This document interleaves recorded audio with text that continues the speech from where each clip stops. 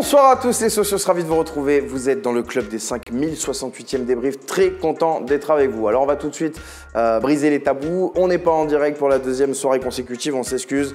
Pas mal de problèmes de réseau, comme on vous l'expliquait hier soir pendant le débrief du match de l'Italie. Beaucoup de problèmes de réseau, ce sera réglé d'ici lundi, on nous l'a promis. Donc d'ici là, on s'est adapté, on s'est habitué, on voulait quand même vous proposer les débriefs de cette journée extraordinaire pour les qualifications, les éliminatoires, les barrages même pour la Coupe du Monde 2022. Et donc, il y aura, je vous donne le programme tout de suite, 2 débriefs ce soir. Le premier, là, on doit être à peu près à 23h, les socios. D'ailleurs, bonsoir à tous. 23h, petit débrief. On va faire quoi, 1h20, 1h15. On va parler des matchs de l'après-midi, la victoire de l'Algérie, le match nul du Maroc du côté de Kinshasa. C'est un petit peu, on va dire, tendu les esprits dans la rédac.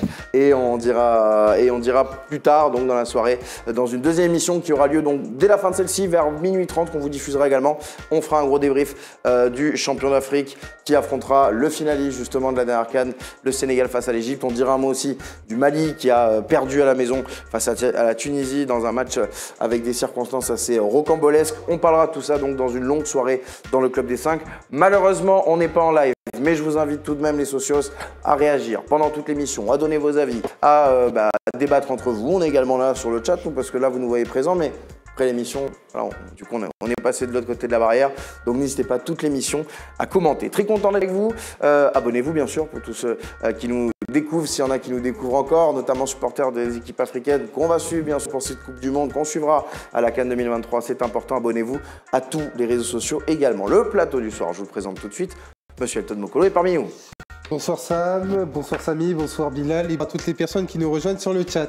Bon, début d'après-midi, mi-figue, mi-raisin on va dire finalement. Après c'est ce que je disais à 1-0 et mon avis n'a pas changé, on est sur 4 mi-temps. Donc par rapport à ça, voilà, on est à mi-temps justement de cette double confrontation. Charge de voir comment les deux équipes vont se comporter au match au retour.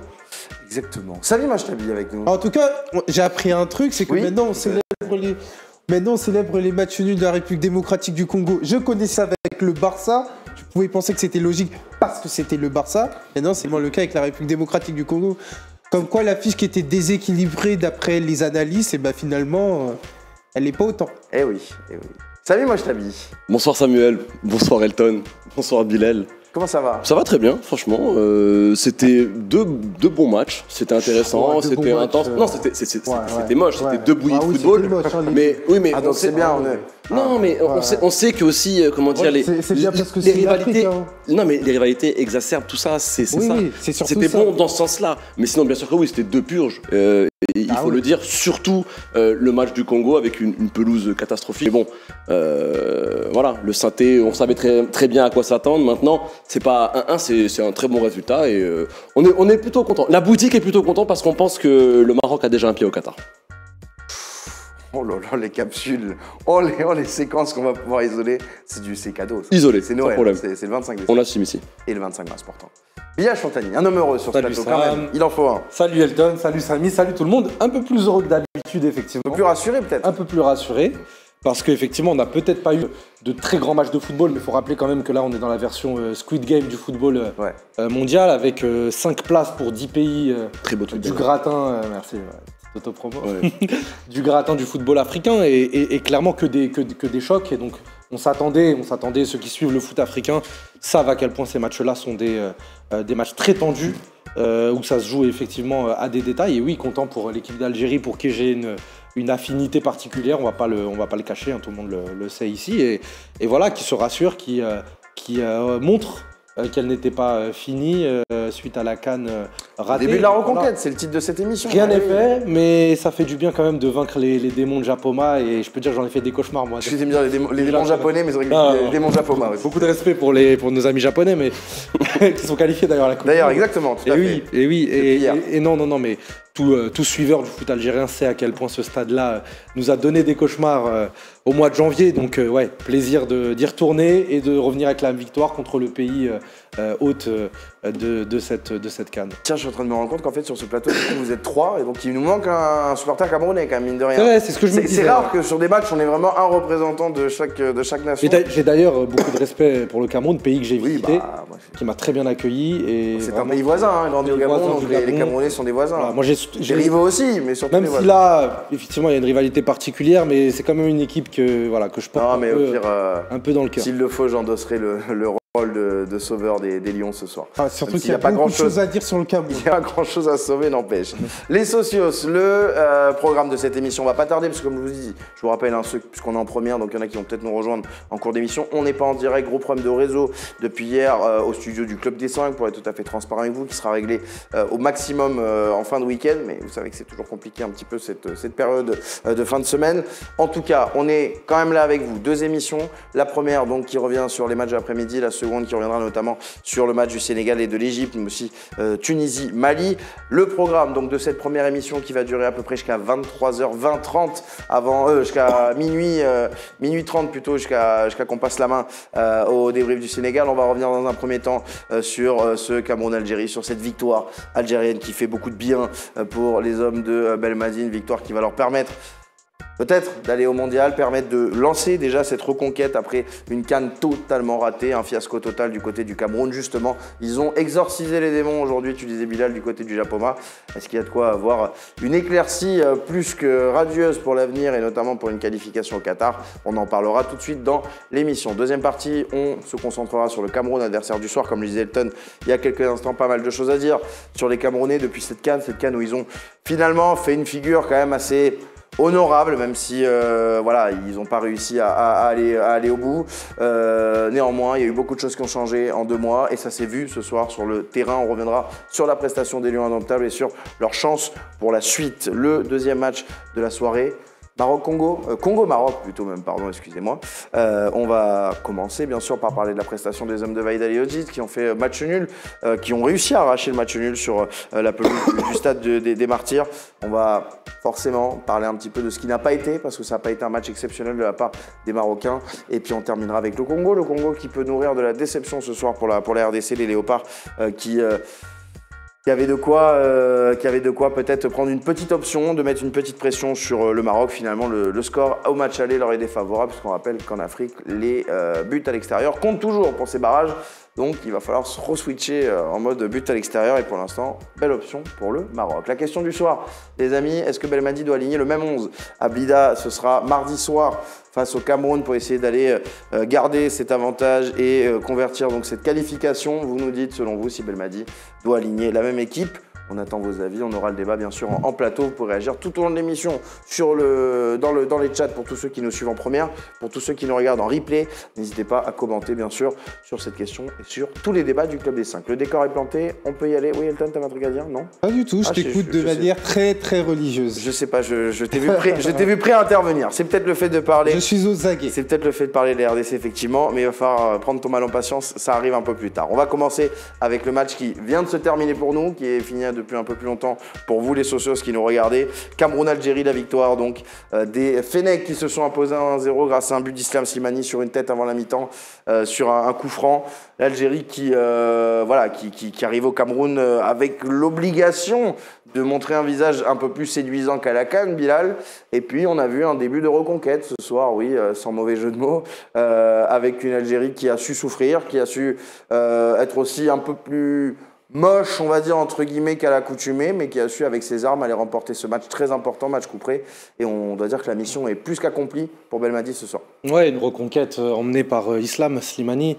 et c'est important de planter le décor, parce que, je le disais en introduction, l'Algérie retrouvait Japoma et le Cameroun après ce qui a été un trou d'air sur l'air et le mandat Djamel Belmadi, parce que l'Algérie a connu la CAN qu'on a suivie avec la fin de leur série d'invincibilité et une période de doute forcément qui s'en est suivie. Maintenant, oui, l'Algérie devait aujourd'hui marquer non seulement le coup, mais aussi marquer l'histoire. On rappelle que gagner au Cameroun, ça n'avait jamais été fait. Tout à fait. C'est l'une des choses les plus compliqués en Afrique, face à un adversaire plus que coriace et sur un adversaire que l'Algérie n'avait jamais battu en match officiel. Donc voilà pour vous planter le décor et ce qu'est le Cameroun vis-à-vis de l'Algérie. Maintenant, cette reconquête, elle a commencé dès le lendemain de la Coupe d'Afrique des Nations. Jamel Belmadi avait tenu à l'époque une conférence de presse et puis il s'en est suivi un travail préparatoire qu'il a mis en avant dernièrement quand il s'est exprimé à la presse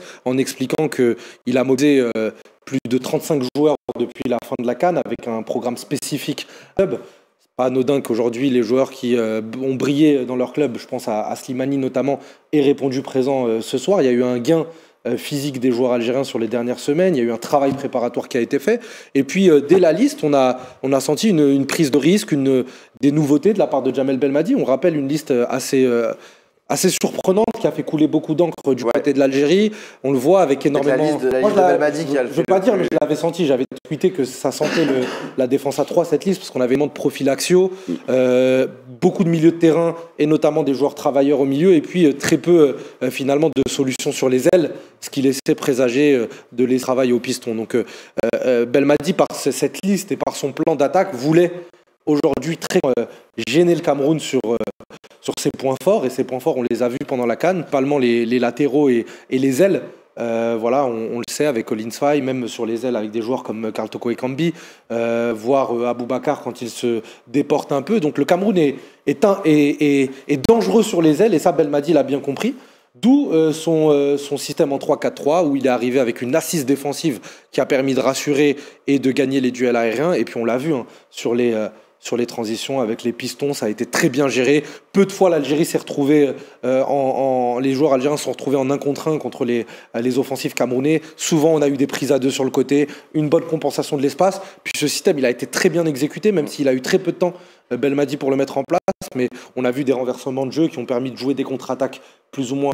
Voilà, il y a eu un vrai bon plan de départ, et puis la première mi-temps était un peu plus poussive, et puis la seconde, on a vu par contre l'Algérie qui a pu poser le ballon. On va pas se cacher, aujourd'hui les hommes de Jamel Belmadi ont laissé le ballon à l'adversaire, en témoigne la possession qui est plutôt à l'avantage du Cameroun, mais c'était le plan d'attaque, ça a permis de gagner à l'extérieur, et je suis pas sûr, Sam, qu'aujourd'hui il y ait 10 000 moyens de battre et de dompter les Camerounais chez eux. Il n'y en a pas 10 000, je pense qu'il faut les attendre. Alors avant ça, j'ai même envie de te dire, avant ça, il fallait aussi une victoire qui remettait un petit peu la tête à l'endroit, un résultat du moins qui remettait la tête à l'endroit et qui redonnait confiance à cette équipe. Et c'est vrai que Samy, ce soir, c'est ce qu'ils ont réussi à obtenir, comme le disait Bilal, avec aussi une équipe renforcée, avec une équipe un peu plus réfléchie, on va dire, par rapport aux qualités de l'adversaire. C'était pas très très beau ce soir, mais c'était efficace et c'était surtout essentiel. Mais de toute façon, sincèrement, on le sait, hein, ces matchs-là, pour les équipes qui ont l'habitude de les disputer quand même depuis un moment sur le continent africain, le double barrage pour la qualification à la Coupe du Monde, c'est des matchs à la vie et à la mort. Donc après, vous pouvez venir me parler de beauté, de bon jeu, de ce que vous voulez. Aujourd'hui, malheureusement ou heureusement, après, voilà, c'est que 2 matchs. Ce qui compte, c'est la Coupe du Monde. T'as introduit le débrief du Maroc, toi? Pas du tout. Non, mais globalement, parce que après. Ce match, il t'a pas fait penser à Côte d'Ivoire-Maroc, le 1-0 sous Renard? Avec une grosse 2-0, il y avait eu 2-0. Ah ouais, 2-0, il y avait eu à l'extérieur. Ouais, au il me semblait que c'était 1-0. Lapsus pour moi, mais tu vois, dans la solidité défensive, dans le plan de départ. Oui, moi j'ai trouvé, voilà, on le sait. Je pense qu'aujourd'hui, tu l'as très bien dit, la structure de la liste, pour moi, ça criait efficacité. Ça a montré que voilà, il y avait des choses de voulues par Belmadi. On avait vu quelques faiblesses du côté de l'Algérie pendant la CAN passée au Cameroun il y a 2 mois. Et je pense que déjà, il a eu la bonne réaction, il a eu la bonne, comment dire, le bon regard sur son effectif. Il est parti avec des idées bien concises. Aujourd'hui, on a vu une Algérie qui était programmée pour déjà ne pas craquer, ce qu'ils n'ont pas fait. Tu l'as très bien dit. Il y a eu très peu de situations de 1 contre 1. Au final, si on se penche réellement sur la rencontre, il n'y a que très peu d'occasions franches du côté du Cameroun, c'est-à-dire que vraiment ils ont inhibé cette attaque camerounaise. Et après il y a eu aussi pas mal de mouvements plus ou moins bien négociés, parce que je pense que l'Algérie aurait pu repartir de ce stade de Japoma avec une différence un peu plus élevée. Il y a notamment l'occasion de Slimani en première rencontre où voilà, il part un petit peu s'isoler sur le côté malheureusement. Il y a l'occasion de Blaili aussi en seconde période où il centre parfaitement, il me semble que c'est pour Fegouli.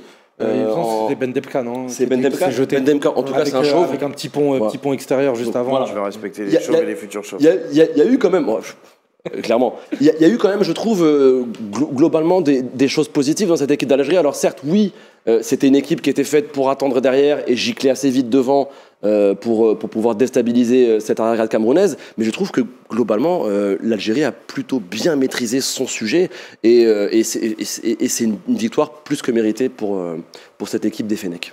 Elton, c'est vrai qu'on a remarqué quelque chose avec cette Algérie pendant la CAN, c'est qu'elle a été souvent bousculée et souvent très friable. Là, ce soir, elle n'a pas craqué et même on l'a senti un peu plus sereine. Alors, il y a eu des situations pour le Cameroun, mais de grosses situations, de moments où la défense algérienne a tangué, finalement, il y en a eu peu. Bah, si tu veux, mon cher Sam, l'image qu'on avait de l'Algérie lors de cette CAN, c'était l'image d'une équipe qui était perdue tactiquement. On a vu beaucoup de systèmes tactiques qui ont voyagé sans pour autant que ça puisse se fidéliser. On a vu une équipe perdue physiquement, et ça, c'est un élément qui est très important quand on parle de la CAN. On a surtout vu une équipe qui était perdue mentalement, parce que je pense que le poids d'être tenant du titre, le poids d'avoir ce record d'invincibilité qui est tombé bien évidemment contre la Guinée équatoriale, et ben à un moment donné ça a joué contre l'Algérie. Là on est sur une configuration différente, on en avait parlé à l'occasion du tirage au sort pour les barrages.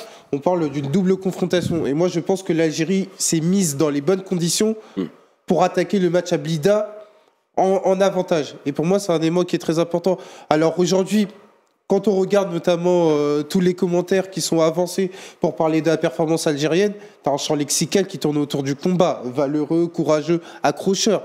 Et d'ailleurs, quand tu vas faire un ranking des meilleurs joueurs algériens, tu vas surtout regarder défensivement. Donc voilà, c'est une première étape. Maintenant, même si moi, je mettrais peut-être les deux joueurs que je ressortirais de ce match, c'est peut-être Belaïli et Slimani, tu vois. Slimani, évidemment. Ouais, Slimani, même Belaïli, parce que je trouvais que sur les quelques ballons qu'il avait négociés, il a réussi à détanger. Je mettrais davantage Slimani. Je mettrais davantage Slimani. Mais c'est Pedran et Benayada. Mais c'est surtout le secteur défensif qui s'est distingué, parce que je pense que la priorité pour l'Algérie, c'était davantage minimiser les qualités du Cameroun plutôt de maximiser ses qualités. On est sur une double confrontation. J'avais à penser que du côté de Blida, il faudrait une meilleure expression collective pour éviter justement une situation catastrophe où clairement dans les 30 dernières minutes, si tu as encore ce 1-0 en ta faveur, tu peux tomber sur une configuration où le Cameroun va lâcher ses coups alors que toi tu seras dans une optique de garder ce score et il peut t'arriver ce qui est arrivé face au Burkina Faso, ça soit un match qui soit très tendu. Donc voilà, moi j'aime à penser un match, un pas.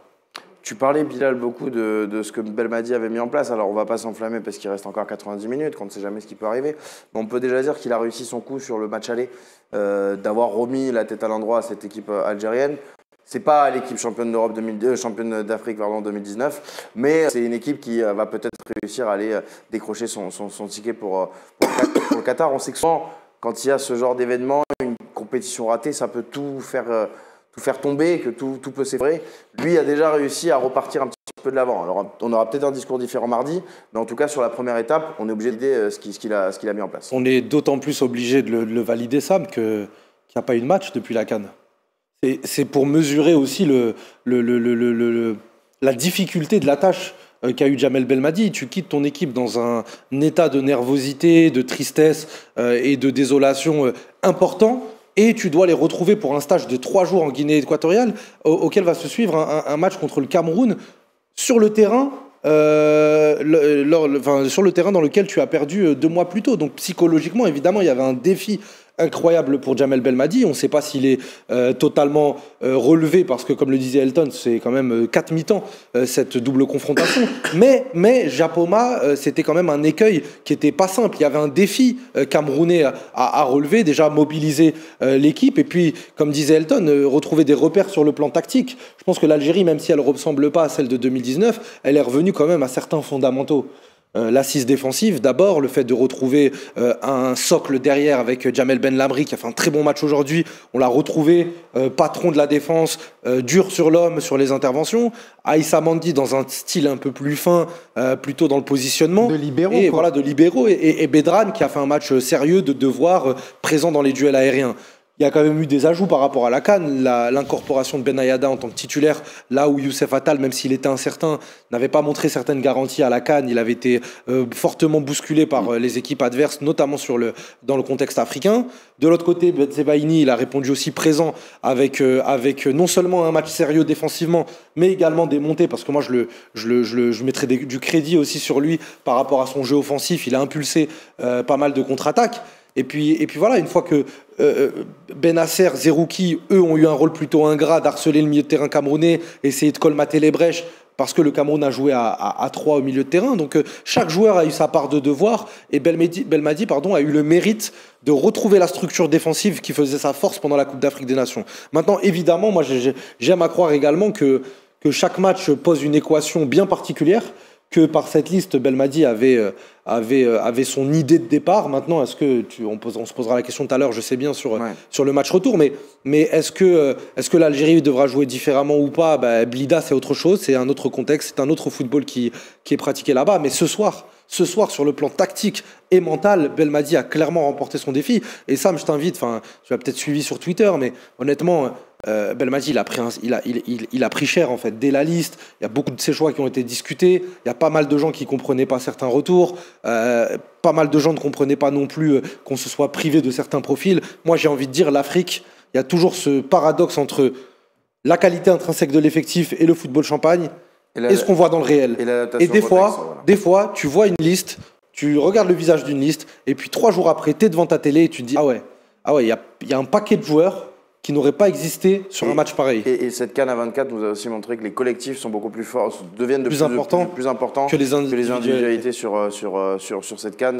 Il y a même des équipes qui ont perdu leurs 2 individualités et qui ont fait des meilleures CAN que toutes les précédentes. Elton, par rapport à... Ouais, on salue les Panthères. Elton, par rapport à... Parce que Samy se sentait visé, en fait. Ah ouais, c'est vrai. Je pense que Samy se sentait visé. Ah oui, mais c'est vrai que pour le coup, vous, c'est l'inverse. Pour le coup, il y a une progression par rapport à 2010. Ça, faut quand même le noter. Il faut quand même le noter. C'est vrai que Samy se sentait visé. Il est un peu là. En plus, c'est une progression. Oui, il y a une progression qui est notable. On peut la saluer. Premier quart de finale depuis 2017, je crois. Si je dis pas de bêtises. Ah, j'aime bien quand il est comme ça. Sur Belmadi. Non, sur Belmadi, tu avais une volonté, c'est la compacité, ça s'est matérialisé sur les positions moyennes, où tu vois que c'est vraiment compact, alors qu'à l'occasion des matchs contre la Côte d'Ivoire, à l'occasion des matchs contre la Guinée équatoriale, à l'occasion du premier match contre la Sierra Leone, il y avait beaucoup d'espace entre les lignes, et ça avait porté préjudice à certains joueurs, notamment au milieu de terrain. Et là, à partir du moment où tu as laissé le choix de donner le ballon à l'adversaire, en l'occurrence le Cameroun, tu t'es davantage attaché à avoir cette forme de structure, de compacité qui fait en sorte que tu ne serais pas pris en défaut. Il faut aussi noter que tu as le passage à 5, qui est quelque chose de notable, et qui montre que Belmadi, dans son idée d'être plus flexible tactiquement, pour ce type de match-là, voilà, il a posé ce système. Et qu'il y a quelque chose de nouveau. C'est ça aussi qui est important, c'est que cette composition d'équipe à 3, voire 5 défenseurs, je crois qu'il n'y a que sur la seconde période de la finale de la CAN, suite à une blessure, que Belmadi fait rentrer Mehdi Tarat en défense centrale et que l'Algérie passe à une défense à 3. Sinon, depuis, c'est un système qui n'avait jamais été utilisé, en tout cas sur l'idée de départ.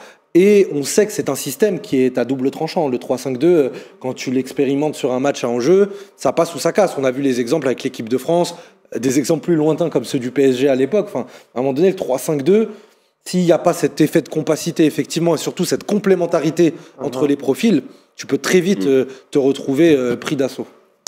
On continue à parler de l'Algérie avec l'un des hommes en forme, l'un des hommes, tu parlais beaucoup de ce qui s'est passé ces dernières semaines, les messages que Belmadi a pu faire passer à son groupe. Il y en a un qu'on a senti un petit peu transcendé ces dernières semaines et qui a été décisif ce soir, c'est Slimani Samy. Toi en plus qui suis le championnat portugais, le retour au Sporting, c'est un petit bol d'air frais.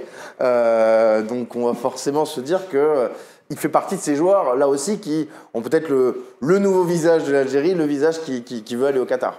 Oui, nouveau visage, non, au contraire, tu fais un petit peu du neuf avec du vieux, parce qu'on connaît Super Slim, on sait de quoi il est capable. Je pense qu'il avait sorti une CAN 2021-2022 un peu compliquée, il n'était pas forcément non plus titulaire dans cette équipe. On savait que depuis 2019, c'était plutôt Bounedjah qui lui était passé devant. Et moi, ce que je trouve remarquable concernant le bonhomme, c'est qu'il a jamais lâché. Lui, il est toujours dans le projet. Il s'est toujours senti concerné. Ça aurait pu clairement être le style de joueur qui peut se braquer. Ça existe dans d'autres sélections, des joueurs qui se braquent et qui refusent après d'être sélectionnés. Lui, il a toujours été dans le discours de Belmadi. Il a toujours adhéré au groupe et à l'esprit collectif de cette équipe d'Algérie. Et aujourd'hui, oui, clairement, sur les premières minutes, c'est lui. Je pense même que son attitude sur les premières minutes, parce qu'on sent les 5-10 premières minutes, on a un petit peu peur de retrouver cette Algérie un petit peu fragile de la CAN précédente. Ils mettent un peu de temps, mais je trouve que l'attitude de Slimani, justement, dans ces 10 premières minutes, elle est remarquable, puisque je suis convaincu qu'elle maintient à flot ses coéquipiers et elle permet justement aux Algériens de dépasser peut-être cette peur, je sais pas, j'étais pas dans le vestiaire ou autre, mais de dépasser cette petite appréhension. Et on a senti après coup les Algériens beaucoup plus à l'aise, que ce soit avec le ballon ou même durant leur phase défensive. Et je pense que Slimani y est pour beaucoup. Son pressing a été monstrueux. C'est lui aussi qui a entre autres, et qui a aussi donné les premières banderilles en apportant le danger sur la cage de Nana. Et bien sûr que c'est lui qui décante cette situation avec cette tête magnifique, parce que attention, le coup franc est beau, mais la tête est remarquable. C'est vraiment du très haut niveau. Parce qu'on met en avant le match de Slimani, mais on parle d'un attaquant qui touche que 18 ballons. Ouais. C'est-à-dire que qui rate son premier face-à-face aussi.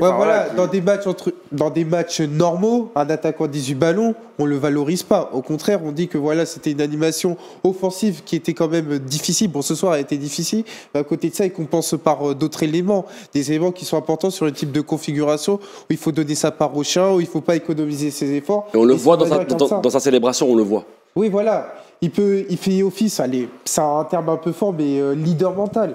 Enfin, leader mental, l'un des leaders mentaux de cette équipe algérienne. Mais tu as aussi besoin de t'appuyer notamment sur des éléments, des références qui vont faire que sur le terrain, c'est des joueurs qui sont fiables. Quand tu vas les regarder, c'est la garantie de ne pas perdre le ballon, c'est la garantie d'avancer dans le camp adverse et c'est la garantie de t'oxygéner. Et ça, c'est un élément très important quand c'est des matchs qui sont terriblement exigeants physiquement et terriblement exigeants mentalement. C'est important d'avoir un phare qui peut, quand tu sens, parce que quand même, il faisait quand même 30 degrés, 35 ressentis. Je pense que quand tu es dans le dur, quand tu vois ton attaquant qui se donne autant, même s'il touche pas beaucoup de ballons, qui se donne autant dans le pressing, dans le contre-pressing. Ouais, il joue comme si demain il n'y avait pas de lendemain. Je pense que tu sais que tu peux aller au combat avec lui. Oui, c'est pour ça, on l'a vu dans les choix, qu'il est quasiment toujours dans chaque liste, Bilal. Et ça date pas de Belmadi. Hein. C'était déjà le cas sous Vaïd à l'époque, qu'il avait ramené. Non, c'était pas. C'est Vaïd qui le ramène. Hein. C'est le soldat, et là aussi, il faut ses plus fidèles généraux pour remettre la tête à l'endroit de tout le monde. Ouais, Belmadi a lui-même insisté sur cet aspect en expliquant que Slimani faisait partie des joueurs revanchards. Et je pense que c'est dans son ADN. Effectivement, il a une carrière très atypique, on le sait. C'est un joueur qui a toujours dû arracher sa place et à qui on n'a jamais fait de cadeau, que ce soit dans l'opinion publique ou par rapport à ses choix de carrière, où parfois il a pu être remplaçant au départ puis gagner sa place de titulaire. Et en sélection, il avait aussi une revanche à prendre, parce que Belmadi le remet en selle à l'aube de la CAN 2019. On se rappelle qu'à l'époque, Slimani jouait à remplaçant au Fenerbahçe, et c'était un choix qui a permis à Slimani de revenir. Voilà, c'était compliqué pour lui et pour son club. Mais depuis, on a eu l'avènement de Bagdad Bounedjah, de Youssef Belaïli, une connexion qui a longtemps très bien marché, à un moment où l'Algérie tendait naturellement à exprimer un football plutôt chatoyant. Et c'était un peu la suite logique du processus, que l'Algérie puisse pratiquer un football de plus en plus léché. Et dans cette config-là, oui, Bagdad Bounedjah partait avec une longueur d'avance de par ses qualités, de par son association avec Belaïli. Maintenant, la vie d'une sélection, c'est un monde impitoyable. Et quand l'attaquant titulaire manque de confiance, comme c'est le cas avec Bagdad Bounedjah depuis quelques mois, et que les choses se passent moins bien, il y a un joueur sur le banc qui s'appelle Islam Slimani, qui n'attend que ça, qui n'attend que sa chance, qui est là pour stimuler la concurrence, qui a l'écro et à qui, quand on donne l'occasion de briller, on parle quand même du du meilleur buteur de l'histoire du football algérien en sélection. Donc c'est quand même, moi, je trouve beaucoup de similitudes entre Islam Slimani et ce que peut être Olivier Giroud, par exemple, en équipe de France. La même chose, ouais. C'est-à-dire des joueurs... Même si dans le style, moi, je trouve que Bounedjah ressemble un peu plus à Giroud. Ouais, non, je sais pas. Mais ce que je veux dire, c'est que dans la mentalité, dans l'ADN, ils font partie de cette caste de joueurs-là qui, par leur capacité mentale, par leur capacité à gagner centimètre par centimètre et leur place et leur duel sur le terrain, sont juste indispensables au football de sélection. Au-delà de ça, on parle on parle du meilleur buteur de l'histoire du football algérien, on parle du deuxième meilleur buteur de l'histoire du football français. Il devrait faire figure d'office de statut du commandeur. Et là, pour le coup, on parle de deux joueurs, encore plus Giroud, ça on en parlera un peu plus tard. Qui a été titulaire ce soir. Voilà, on parle de joueurs qui sont contestés, ou alors qui doivent... Sont plutôt des jokers. Mais c'est intéressant, parce que Slimani le disait lui-même dans une interview, il dit, en fait...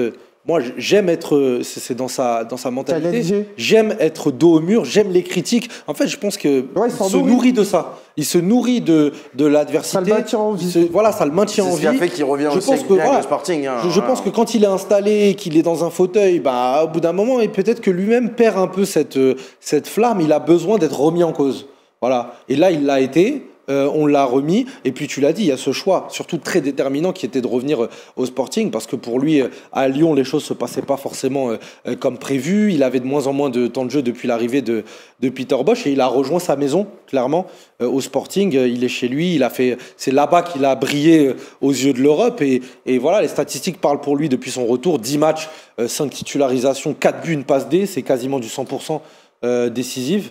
Donc voilà, très bien pour Slimani, très bon choix. Et d'ailleurs, à noter que c'est un joueur qui a l'habitude de faire des choix de club en fonction des échéances de la sélection. Ça, c'est aussi pour Belmadi quelque chose d'inestimable.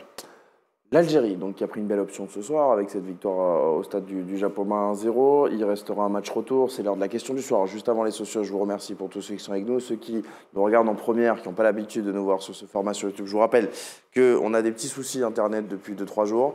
On a même eu les gars de Free au téléphone ce matin pour être tout à fait... Ouais, qu'on dise que c'est pas nous, parce qu'on a l'impression non, souvent on dit un peu Club des 5, ça rime avec problème technique, c'est ça qui fait votre charme. Non. Là, pour le coup, alors, ça fait peut-être notre charme, mais je suis pas installateur de fibre. Ouais. Et ce que j'ai compris, pour résumer et vulgariser, dans le quartier où nous résidons, il y a un dysfonctionnement du réseau général. Free dans l'immeuble. Disons-le. Qui fait, on respecte beaucoup Xavier Niel. Station F. La Félicita, c'est excellent. J'ai déjà fait mon anniversaire là-bas. D'ailleurs, Elton y était et ça s'est très bien passé pour lui. En effet. Voilà, Station F, on respecte. Par contre, effectivement... D'ailleurs, Farid Hachem me rappelle qu'on devait t'offrir ce soir-là un maillot de Slimani. Exactement. Il n'est jamais arrivé. Il s'est transformé en maillot de Benasser 2 ans plus tard. Ah la magie du club. C'est la magie. Là, on peut parler de problèmes techniques. Là, on est Harry Potter. Non, mais parce que c'était l'un des derniers anniversaires avant Covid. Avant Covid. Et on devait m'offrir le maillot de Monaco, Slimani Monaco. Et ouais. Et en temps, il a changé 3 fois de club. Slimani a fait Lyon et Sporting. Retourné au J'allais dire Benfica, on allait m'attraper du côté de Tu Lisbonne. vas avoir des problèmes. C'est pas grave, tu vas à Barcelone, toi tu vas pas à Lisbonne. Si, mais pourquoi j'irais pas à Lisbonne? Tu vas quand tu veux, mais à chaque fois que t'as des vacances, tu vas en Espagne. Très belle ville, Lisbonne, très belle ville. Très belle ville. Parce qu'en Espagne, effectivement, quand je pars en Espagne, parce que je connais la langue, je me sens davantage en sécurité. Ah, tu n'as pas envie de découvrir le Portugal. T'es bon en sécurité quand... Non, mais ce que je veux dire par là, c'est, tu vois, moi je suis en En fait, les gars, on doit aller vite, donc... Non, mais moi, je suis anxieux de... Non, mais si je me perds... Très rapide, allez. Attention. C'est tout. Oui, on a vu ça ici, ça fait 5 ans que t'es là. T'es un dangereux anxieux. Le match retour à Blida, vous allez me répondre assez rapidement. Vous, les socios, vous répondez bien sûr, tous ceux qui nous regardent dans le chat pour participer au débat et surtout ceux qui sont en replay pour nous donner votre avis.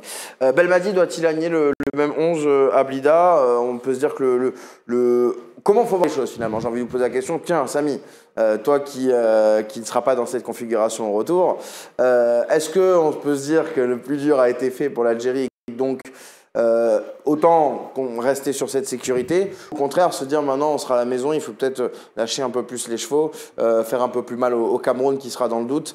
Est-ce que toi tu repartirais avec les mêmes idées, le même 11? Moi non, je pense pas que ce sera accepté en Algérie de revoir 5 joueurs derrière pour un match retour quand même chez toi, dans ton stade. L'Algérien veut être exalté. Oui, et puis surtout voilà, il y a un truc. Non, moi je les vois bien repasser à une défense à 4 et ce serait je pense pas que ce soit si dangereux que ça aujourd'hui. C'est pas un gage d'animation. Oui, bien sûr, mais je veux dire, à un moment donné, après, tu peux aussi te permettre d'avoir un petit peu plus d'offensif devant, tu vois. Tu es quand même à domicile, tu as une certaine marge maintenant. On sait que ce 1-0, c'est quand même un très très bon résultat, hein, faut pas se voiler la face. Avec le but de l'extérieur, tu as 2 buts d'avance. T'as quand même, je trouve qu'il y a quand même beaucoup d'arguments en faveur d'une équipe d'Algérie, pas forcément qui va se donner à 100% offensivement, parce que ce sera à toi de gérer. Il y a aussi le fait que tu dois avoir anticipé que les Camerounais, eux, normalement, n'auront rien à perdre. Et tu peux imaginer un discours assez guerrier de la part de notre ami Rigobert. Oui, ils pourront pas faire pire que ce soir. Je pense qu'on en parlera après. Mais je pense qu'il y aura un discours guerrier de la part de Rigobert Song et que tu pourrais peut-être essayer de les prendre en compte. Après, il y a plein de paramètres à prendre en compte. Mais moi, je vois bien les Algériens repasser quand même dans leur classique avec une défense à 4 et un petit peu plus quand même de joueurs offensifs apportant un petit peu plus de peps quand même. Je prendrai l'avis de Bilal en dernier pour pas influencer les autres. Elton Mokolo. Le momentum est en faveur de l'Algérie, ça sort des diables. Tu as gagné à l'extérieur, tu seras à la maison pour le match retour. Et à côté de ça, quand tu regardes la dynamique des deux équipes, tu as le Cameroun, on va en parler dans quelques secondes. Le Cameroun a fait un match mais pitoyable pour moi. Donc par rapport à ça, contre l'Algérie, qui doit régler ses problèmes mentaux, entre guillemets, et dissiper les fantômes de la CAN 2022, moi, j'ai envie de me dire qu'à l'occasion de ce barrage-là, l'Algérie, portée par la ferveur, est en avantage. Donc, tu repars avec la même équipe? Est-ce que je repars avec la même équipe? Non. Je repars pas avec la même équipe. Je pense qu'il y aura des adaptations. Mais après, les adaptations, quand tu regardes encore une fois la configuration de la liste, est-ce qu'elle s'y prête? Tu repars pas avec un côté droit Benayada, Bedran, je n'y crois pas une seconde. Non mais ça oui, parce que moi j'entends bien faire des adaptations, mais il faut que les adaptations soient pertinentes à l'instant T.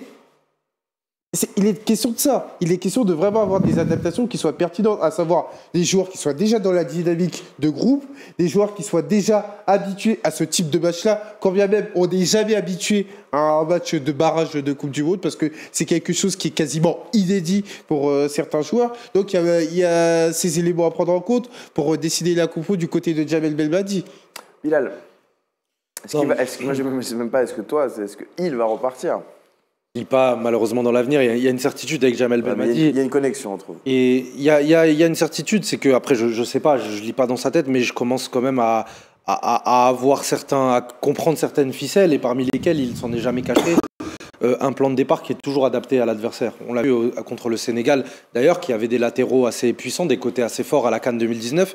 Il a eu toujours cette volonté de s'adapter à l'adversaire. Vous l'avez dit, et c'est vrai, Blida n'est pas Japoma, et à domicile, avec un public de 30 000 Algériens dans une bombonera, comme le disait Djamel Belmadi, survolté, il y aura l'idée, je pense, de maximiser son potentiel offensif, en tout cas beaucoup plus qu'aujourd'hui, dans une pelouse qui, rappelons-le, même si elle était un peu meilleure, ça reste quand même très difficile dans ces conditions-là d'exprimer un football. On l'a dit dans les défaites, on va aussi le dire lors des victoires, parce que c'est une réalité.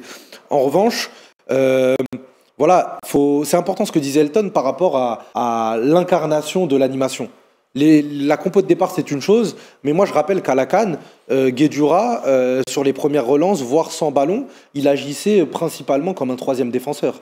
Tous les schémas tactiques, toutes les analyses tactiques sur l'Algérie montrent que, et d'ailleurs pour en avoir parlé un peu avec les quelques interlocuteurs présents là-bas, les consignes qui étaient celles de Guedjura étaient de descendre en troisième défenseur, d'aller très près, d'utiliser les diagonales et donc d'exploser face au jeu. Voilà, d'exploser, d'être positionné face au jeu et en phase défensive, de resserrer le bloc pour que Ben Lamri et Mandi soient rassurés sur leurs interventions. Donc l'Algérie est capable, même sur un 4-3-3, comme ce qu'on a vu à la CAN, d'être intéressant défensivement et offensivement d'exploser et de maximiser les forces. Moi, je crois en un système qui va être proche de celui de la CAN, peut-être un système en 4-3. Aujourd'hui, Adlène Guedjura a eu très peu de temps de jeu. Peut-être qu'avec les séances d'entraînement à venir, les quelques-unes, on pourra peut-être le voir avec un peu plus de temps de jeu sur un 4-3. Je ne sais pas, peut-être que Belmadi va mettre un 3-5-2, mais avec des joueurs plus offensifs comme Youssef Attal. C'est pas une option à écarter non plus. On a des joueurs comme Hichem Boudaoui aussi qui sont capables, dans un système un peu hybride,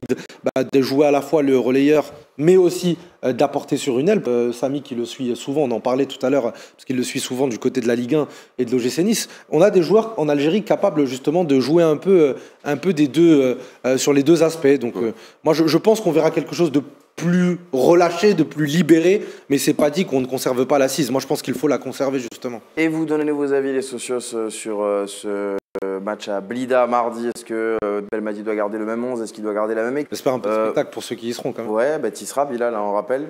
On espère que ça va tomber du bon côté. Attention, j'ai dit que je prenais le parti des Camerounais aussi ce soir. Donc, il y a quand même beaucoup de Coupes du Monde sans les Lions. La dernière fois, ce serait 2014. Donc, on va souhaiter que les deux. D'ailleurs, c'est très drôle que tu me dis ça parce que, tiens, je te le dis, on s'en fout peut-être, mais c'est pas grave. C'est pas grave, de toute façon, t'es lancé, donc tu peux plus reculer. Non, figure-toi que j'ai été très agréablement surpris d'apprendre et de savoir que des socios d'Alger m'avaient invité lors de ma prochaine venue à Blida, m'ont officiellement invité à manger entre suiveurs du Club des 5. On a une communauté, non mais vraiment, on a une communauté de socios à Alger qui savait que je partais. Alors, nous, on a une autre communauté de socios à Blida et c'est fou. On a une autre communauté de socios invité également moi à voir le match. Ce sera mardi soir. Est-ce qu'on n'est pas connecté là? Est-ce que c'est pas du Belaïli Bounedjah? Et je vous donne rendez-vous sur la chaîne mercredi du coup. Non mais je vous ferai une petite photo, tout ça. Ça fait plaisir, non? Ouais. Oui. Savoir que quand on se déplace, je pense que tu vas vivre un moment beaucoup plus sain et calme que le mien, à mon avis. Ouais, je pense que toi, là, ce que tu nous prépares, ce qu'on me prépare. Je regarderai de là-bas. Ouais, on espère. Ça va être incroyable. Le Cameroun. Non, on passe à la deuxième partie de notre émission, les Camerounais. Je rigole, mais je pense que le rire est plus jaune qu'autre chose du côté des Lions indomptables ce soir. Des Lions vraiment domptés, Elton. Tu parlais de match pitoyable il y a quelques instants. Les mots sont peut-être un peu durs. Moi, je parlerais plutôt on a retrouvé le Cameroun d'avant Cannes, finalement. C'est-à-dire un Cameroun qui a peu d'idées, qui s'en remet à ses individualités, qui joue un peu fouillis, qui a peut-être mal aussi géré l'avant-rencontre avec le départ de Tony. On a retrouvé finalement le mauvais Cameroun qu'on n'aime pas voir depuis tant d'années. Ouais, parce que si je parle de match pitoyable pour parler du Cameroun, c'est pas seulement pour parler du match du Cameroun en lui-même, et pour tout ce qui précède avant, à savoir que du côté du Cameroun, tu sais mon cher Sam, on dit toujours ça, à savoir que construire c'est quelque chose de très difficile, mais par contre détruire quelque chose de très facile. Et là tu as l'exemple parfait quand tu regardes le Cameroun, à savoir que le Cameroun, il y a moins de 2 mois, le Cameroun était une équipe cohérente, le Cameroun était une équipe compétitive. On pouvait raisonnablement penser que 2 mois plus tard, même s'il y a des blessures qui sont très importantes comme Zambo Anguissa et Gabaleux, on pouvait raisonnablement penser que le Cameroun serait une équipe compétitive, qui plus est à la maison. Mais là, aujourd'hui, pas de son, pas d'image. Et aujourd'hui, le point positif du Cameroun, c'est qu'ils vont arriver à Blida avec seulement 1-0 contre eux. Parce que la performance, moi, j'ai pas de moment fort. J'ai peut-être la frappe de Toko Ekambi en fin de partie, bien... Au début du match, ouais. Aboubacar, quoi. C'est vrai que tu fais bien de rappeler ça, tu as le début du match où, voilà, tu es à domicile, tu essaies de mettre de la pression. C'est grave, mais passer 10 minutes, il n'y a rien. En fait, il y a eu 10 minutes de la CAN qui s'efforçait un petit peu à rendre mettre un peu de folie dans les matchs. Voilà, qui essayait justement d'aller rattraper, enfin d'aller ramener l'Algérie à ses doutes par rapport à la CAN, par rapport à sa dynamique récente. Mais une fois que l'Algérie a passé ce tour de force, une fois que l'Algérie a passé entre guillemets ce militant fort pour le Cameroun n'a pas été en mesure de proposer autre chose. Donc ça pose problème notamment pour le Cameroun, ça pose problème pour le staff technique parce que moi j'ai pas compris certains choix. C'est-à-dire que Choupo-Moting qui a poussé sa gueulante parce qu'il n'était pas content d'avoir été sous-utilisé à la CAN, a raison par exemple sur le match contre l'Égypte, j'en veux pas. Bon, enfin quand tu vois le match d'aujourd'hui, on parle pas d'un joueur qui est prêt pour faire 90 minutes. Donc aujourd'hui tu te mets dans le pétrin parce qu'il y a des décisions qui ont été prises en amont et qui vont se retourner contre toi. La beauté du football, Sam, c'est que je peux te dire que le Cameroun, pour moi, parce que c'est le Cameroun, parce que c'est un poids dans le football africain, le Cameroun a fourni une prestation pitoyable. Mais on peut revenir mardi soir à 23h. Cette capsule peut être légendaire parce que le Cameroun se sera qualifié. C'est la beauté du football. On n'espère pas quand même. Non. C'est la beauté du football. Mais aujourd'hui, footballistiquement, rien ne me laisse penser que l'Algérie va passer face à ce Cameroun. Et ils insistent avec ce Cameroun. Non, et puis ce qui ce soir a été le plus surprenant côté camerounais, ça a été le coaching notamment de Rigobertson, du Capi en plus, hein, voilà, capitaine légendaire de cette équipe des Lions indomptables. Mais c'est vrai que son arrivée a suscité un petit peu quelques interrogations. À son arrivée, il faut quand même revenir là-dessus, parce que c'était déjà la bataille entre le ministère et Samuel Eto'o, c'est-à-dire que la fédération, du coup. Le ministère qui paye le sélectionneur en place voulait garder Tony Conceição, parce que voilà, il avait un bilan pour lui. Qui aurait pu d'ailleurs leur coûter des problèmes du côté de la FIFA. Exactement, ils ont mis en avant le fait que le bilan était quand même positif. 3e place à la CAN, ce n'est pas à jeter quand bien même tu t'appelles le Cameroun et t'es à domicile. Samuel Eto'o, voilà, parce que c'est Samuel Eto'o, il a voulu se démarquer, et t'as un renvoi d'ascenseur parce que Rigobertson, dans l'imaginaire populaire du Cameroun, c'est le grand frère, c'est le capitaine. Est-ce que tu peux refuser un truc à Rigobert Song? Alors que, tu vois, son expérience en tant que coach, son expérience, elle n'est pas notable. Avec tout le respect qu'on doit avoir pour Rigobert Song, qui est une institution du côté du Cameroun. Mais encore une fois. En Afrique même, tu peux dire. En Afrique voilà, même. bien sûr. Mais encore une fois, Rigobert Song, c'est pas lui qui va mettre le champ, c'est pas lui qui va tirer au but. Oui, mais ça, après. Il n'est pas sur le terrain pour motiver les copies, mais c'est vrai que sa première copie, Samy, elle est. Voilà, il est recalé là. Ah bah, il a la chance, il a le rattrapage mardi. Mais quand tu vois aussi la situation, quand tu vois que Conceição au final on en parlait d'ailleurs sur le bilan de la CAN et tout, et moi j'étais plutôt satisfait de ce Cameroun parce que tout le monde pensait que le Cameroun, mais non. Ouais, parce qu'on a beaucoup parlé de leur parcours, mais voilà, ils ont fait le travail. Ils ont fait le travail. Ils ont fait une CAN. Quand tu y repenses, sous Conceição, c'était une CAN tout à fait cohérente. Après, encore une fois, on va pas non plus s'enflammer, mais c'était déjà 100 fois mieux que le côté indigent qu'on a pu voir ce soir. Aujourd'hui, et je parle même pas aussi des sélectionnés, parce qu'on le voit d'ailleurs sur les rentrées, il nous sort un Sony qui ramène de Grèce, un Tawamba qui n'avait pas été sélectionné depuis 2018, qui joue en Arabie Saoudite à Al Saad, qui n'a que 2 sélections. Il nous a sorti des inconnus. On peut pas jouer à Berlin l'Enchanteur sur des barrages. Oui, mais c'est ça. Mais tu te prives. Belbadi qui les emmène commando. Tu te prives. Bilal, il m'en parlait. Les gars, c'est WhatsApp dès le 1er février. Et là, tu arrives avec une liste. Tu sais aussi, tu savais que ta force durant la CAN, justement, c'était les côtés. Tu avais eu un bon Kassopo Ekambi et Ngamaleu. Il était où Ngamaleu aujourd'hui? Non, il était pas blessé, il était là. Il est pas blessé, il me semble que. Si, il est blessé. Il est blessé sûr, ça? Il est blessé, c'est blessé à dernière semaine. Il fait partie des 2 forfaits avec Zambo Anguissa. Bon, déjà. Ça fait alors déjà, ça nique mon argumentaire, mais quand même, dans l'absolu, tu sens que aux commandes, il y a eu que très peu de changements. Regarde, t'as 2 changements à la mi-temps qui, pour moi, sont un peu précipités parce que Aboubacar, même si c'était pas non plus un foudre de guerre, c'est quand même un de ceux qui, offensivement, en tout cas, représentait une menace pour la regarde algérienne. Il commence bien, il rentre bien dans la rencontre. Tu sens que techniquement il est en place. Certes, ensuite il est pris dans cette nasse algérienne qui a très bien fonctionné et qui a très bien été montée par Belmadi, mais c'est quand même un choix assez étonnant, surtout quand on voit qu'un joueur comme Choupo-Moting, qui dans l'absolu ce soir n'apporte rien, vraiment absolument rien, à part Karl Toko Ekambi offensivement, il y a eu quand même que très peu de mouvements et très peu de différences individuelles faites par cette équipe du Cameroun. Tu te dis, où est-ce que ça va? Où est-ce que ça va? Il y a eu un vrai choix fait avec Song.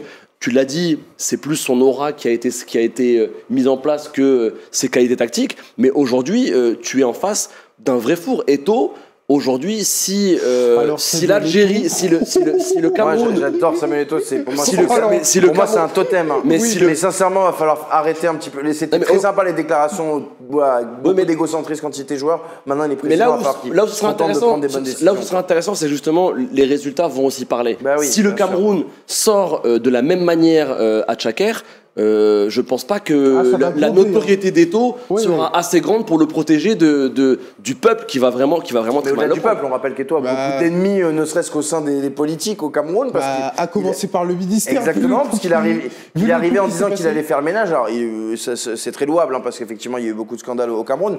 Mais le problème, c'est que s'il n'y a que de la parlotte, un petit peu comme les prédécesseurs, effectivement, ça va vite lui revenir dans la tronche.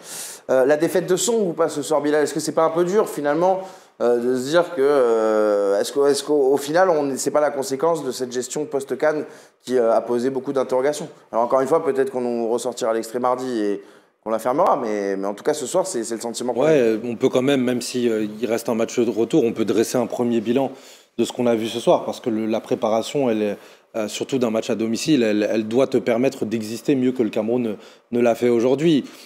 Moi j'ai le sentiment qu'une équipe aujourd'hui était mieux préparée que l'autre. Ah oui. Voilà. Je le disais tout à l'heure, moi je suivais de près la préparation algérienne. Même dans l'état d'esprit, j'ai trouvé du côté algérien énormément de calme, de sérénité, peu de déclarations, un côté focus, sans stress superflu, ce qui n'était pas le cas à la CAN d'ailleurs, mais qui est aujourd'hui, j'ai suivi les conférences de presse de Mahrez, Belmadi, détente, sur de leurs objectifs, de leurs idées et surtout sur du travail accompli. On arrive toujours plus serein quand on sait qu'on a bossé et qu'on a une idée en place. Côté camerounais, que ce soit le choix Rigobert Song, que vous en avez suffisamment parlé, qui pour moi est plus un choix j'allais dire, ça renvoie d'ascenseur. J'allais dire d'image ou peut-être un peu d'aura où on a voulu créer un espèce d'engouement post-Cannes en se disant voilà, peut-être qu'il y a une hype aussi à l'UCC où on s'est peut-être dit voilà, c'est le sentiment malheureusement, la caricature. Moi je suis désolé, il y a des détails qui ne trompent pas. Aujourd'hui, Rigobert Song revient, on sait qu'il est accompagné d'un adjoint qui est l'un des anciens adjoints de Claude Leroy, qui est quand même un grand connaisseur du foot africain, qui a plutôt la cote côté Afrique, et c'est plutôt lui qui va avoir en charge certains aspects techniques. On sait que Rigobert Song, voilà, il a été là pour avoir un discours motivationnel, il est là pour apporter tout le poids qu'il a, Elton l'a dit, dans le football africain. Maintenant, est-ce que c'est suffisant? C'est ça la question, parce qu'aujourd'hui, le vestiaire camerounais, historiquement, ça a toujours été très clanique. Barnabé Deveau me dit en régie, ça va être Song of Anarchy, bien sûr. C'est un très beau jeu de mots. Ouais, ça sera peut-être la miniature de mardi, d'ailleurs. C'est pas mal, mais j'ai pas entendu, c'est quoi? Je le souhaite en tout cas. J'avais compris, respecte-moi. Si c'est l'anarchie mardi, c'est bon signe. Oui. Et en tout cas, évidemment, l'arrivée de Song, elle fait un peu tâche, elle est un peu spéciale, un timing particulier. On a vu le Mali ramener Sédou Keïta en avant-match pour faire un discours. On a vu Eto'o aller sur le terrain. On a tous suivi la conférence de presse avec Vincent Aboubakar qui était clairement dans le trash talk. Les journalistes camerounais qui étaient très, très confiants. J'ai le sentiment que le Cameroun a joué vraiment, a peut-être usé et abusé de l'aspect psychologique. On a beaucoup questionné Belmadi en conférence de presse sur Japoma, sur la CAN, sur l'échec. Je pense que le Cameroun a voulu faire peur aujourd'hui avec toute la légende qu'il y a autour de ce pays, de ces matchs-là chez eux. Ça fait quand même plus de 20 ans que personne n'a gagné au Cameroun. Il y a un côté, peut-être, on a à défaut de... Ils se sont trompés de combat un peu. Ouais, ils se sont trompés de combat. J'ai l'impression qu'ils ont voulu remporter une bataille psychologique, là où peut-être il fallait justement se rassurer et pas se déshabiller sur la bataille tactique et technique. Et l'Algérie a fait un peu l'inverse. Sur l'aspect mental, psychologique, ils n'en ont pas fait des tonnes, ils sont restés un peu discrets. Par contre, sur l'aspect technico-tactique, il y a eu beaucoup de travail en très peu de temps. Donc au final, ça donne une balance logiquement déséquilibrée. Logiquement déséquilibrée et forcément fatale pour nos amis camerounais. Enfin fatale au moins sur cette rencontre. On verra s'ils pourront retrouver le chemin de la victoire mardi à Blida, du coup face au Cameroun, face à l'Algérie, pardon. On rappelle que les deux équipes n'ont pas fait la Coupe du Monde depuis 2014, hein, donc ce serait un deuxième échec d'affilée pour l'équipe qui sera éliminée. On reparlera bien sûr d'Algérie-Cameroun mardi soir dans le Club des 5, en direct cette fois-ci, parce que la connexion Internet sera rétablie. En tout cas, le technicien passe lundi, donc on espère. Merci en tout cas à tous les socios qui sont avec nous en direct. N'hésitez pas bien sûr à commenter, à donner votre avis sur l'émission. On va bien sûr parler également des autres matchs de la journée. Le Tunisie-Mali et surtout le Sénégal-Égypte, remake de la finale.